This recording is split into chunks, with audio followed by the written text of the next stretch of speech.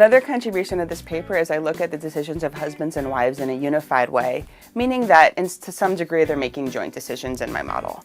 And that's obviously important because if you think about these decisions in reality, husbands and wives are making joint decisions on migration. What past literature has pretty much done is only looked at men, has only focused on male migrants. But in reality, a lot of women move. So what I'm able to do is I write down a model where husbands and wives both make migration decisions, and their decisions are some degree affected by each other. And the idea is that, a pretty intuitive idea is that husbands and wives prefer to live at the same location. That's a pretty obvious starting point. And what you see in the data is empirical facts that support this. You do see women moving at much lower rates, but married women are only going to move to the US if their husband is there. So if you look at the migration rates for married women whose husband is in the US, it's much higher than the migration rates for, women in general. What you also see is that male migration decisions are affected by the location of their spouse.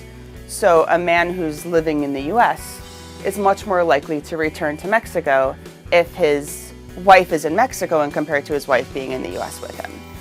And this actually relates back to the point of the question on border enforcement very nicely. And that again, if you think about an increase in border enforcement, there's actually now another mechanism that's going to come in. Because if you think about a family where the husband's living in the US and the wife is living in Mexico.